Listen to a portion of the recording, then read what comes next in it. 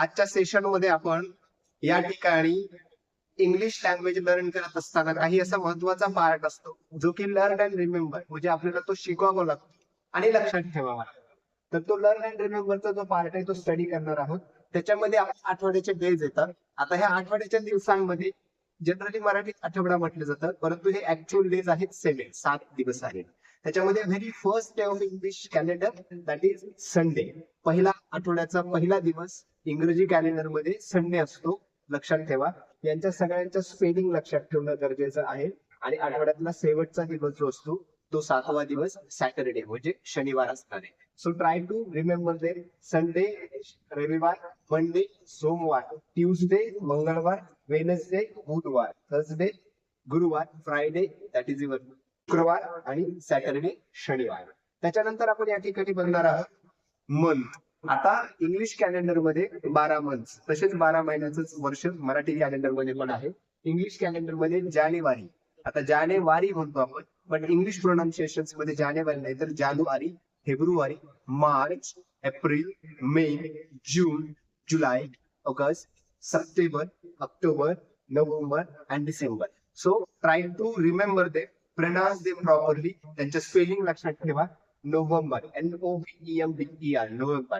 So these are the different spellings. Now we will be moving ahead for seasons. आता वेगवेगळे seasons आहेत. Seasons around 3 आहे, परंतु इकडे 6 सीझन, खूपच काही सीझन्स असतात, म्हणजे सबसेट असतात. त्या दृष्टिकोनातून स्टडी करूया. तर हे 3 सीझन्स तुम्ही या ठिकाणी बघू शकता: उन्हाळा, पावसाळा आणि हिवाळा. Summer, monsoon and winter. त्याच्यानंतर इथे बघा वसंत ऋतू, दॅट इज स्प्रिंग. वसंत ऋतूला इंग्लिश मध्ये स्प्रिंग असं म्हटलं जातं. समर आहे त्याला काय म्हटलं जातं? ग्रीष्म ऋतू म्हटलं जातं मराठीमध्ये. पावसाळा त्याला मान्सून सीझन असं म्हटलं जातं. त्याच्यानंतर या ठिकाणी तुम्ही बघू शकता शरद ऋतू, त्याचं स्पेलिंग आहे ऑटम, परंतु याला वाचलं जातं autumn. So try to remember it. त्याच्यानंतर हेमंत ऋतू आहे, त्याला इकडं इंग्लिश मध्ये प्री विंटर म्हटलं जातं.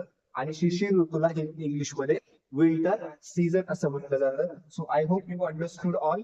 Try to remember they properly. दे पुढे जाऊया. पुढे या ठिकाणी आपण डायरेक्शन्स म्हणजे दिशा लर्न करून घेणार आहोत. आता दिशा लर्न करत असताना मी जसा उभा आहे असंच तुम्ही तुमच्या पेपरवरती जेव्हा डायरेक्शन्स लिहायचे असतात तेव्हा आपण ग्राफिकल म्हणजे मॅपच्या दृष्टिकोनातून आपण त्या दिशा स्टडी करणार आहोत. सो फर्स्ट ऑफ ऑल तुम्ही जेव्हा उभे आहात तेव्हा तुमच्या डोक्याकडची साईड जी असते ती तुमची नॉर्थ दिशा असते. त्याच्यानंतर तुमची जी पायाकडची साईड असते ती तुमची साऊथ डायरेक्शन असते. त्यानंतर तुम्ही बघू शकता या ठिकाणी की तुमची जी तुमच्या डाव्या हाताची लेफ्ट हँड साईडची जी दिशा असते ती ईस्ट असते आणि तुमच्या राईट हँड साईडची जी दिशा असते ती वेस्ट असते. आता या ठिकाणी या तुमच्या मुख्य दिशा झाल्या. तुमची ईस्ट म्हणजे त्या ठिकाणी पूर्व तुम्ही बघू शकता. इकडे तुमची नॉर्थ म्हणजे उत्तर दिशा. त्याच्यानंतर साऊथ म्हणजे दक्षिण दिशा आणि इकडे तुम्ही बघू शकता या ठिकाणी तुमची वेस्ट म्हणजे पश्चिम दिशा. आता या तुमच्या मुख्य दिशा इंग्लिश आणि मराठी लँग्वेज मध्ये. आता याच्यात तुमच्या उपदिशा आहेत, त्याच्यामध्ये नॉर्थ ईस्ट इथे तुम्हाला बघायचं. आता नॉर्थ ईस्ट ही दिशा ईशान्य आहे, त्यामुळे लक्षात ठेवा ईशान्य. त्याच्यानंतर तुमची इकडे साऊथ वेस्ट तुम्हाला लक्षात ठेवायची. साऊथ वेस्ट ही तुमची नैऋत्य दिशा आहे, लक्षात ठेवा. त्याच्यात टू रिमेंबर इट. त्याच्यानंतर तुमची पुढची जी दिशा आहे ती नॉर्थ वेस्ट ही तुमची वायव्य दिशा आहे, लक्षात ठेवा. आणि शेवटची आहे साऊथ वेस्ट, या तुमच्या या दिशेला आग्नेय असं म्हटलं जातं. So try to remember these are the direction. आता या पुढे आपण काहीतरी करणार आहोत. तुमच्या पॉइंट मध्ये आपण या ठिकाणी time.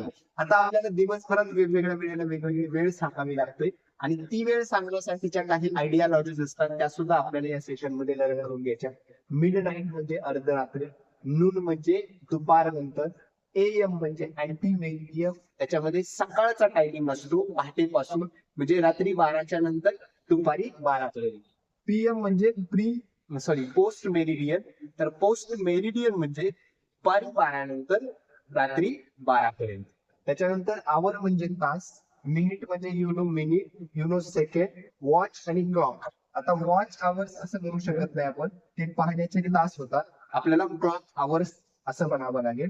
That will be the right option here. नंतर पुढे आपण या ठिकाणी पाहणार आहोत वेळ कशी सांगितली जाते. तर या ठिकाणी या घड्याळामध्ये तुम्हाला बघायचे की किती वाजून किती मिनिटं झाल्या. तर 7 वाजून 10 मिनिटं झाले.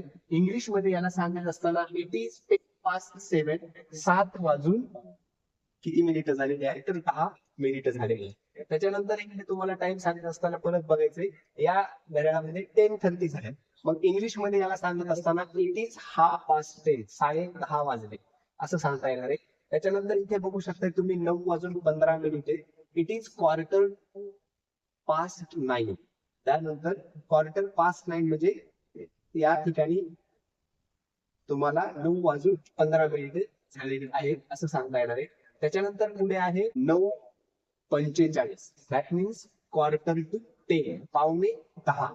आणि नंतर पुढे काही तुम्हाला नंबर्स, आता 2 प्रकारचे नंबर्स, कार्डिनल नंबर आणि ऑर्डिनल नंबर. 1, 2, 3 असं जेव्हा आपण रॅन्डमली वाचतो तेव्हा ते कार्डिनल नंबर असतात. आणि जेव्हा आपण क्रमवाचन वाचतो फर्स्ट सेकंड थर्ड तेव्हा ते ऑर्डिनल नंबर्स असतात. या ठिकाणी तुम्ही बघू शकता फर्स्ट सेकंड थर्ड हे तुमचे ऑर्डिनल नंबर्स आहे. हे काउंट आपल्या लक्षात येणं गरजेचं आहे.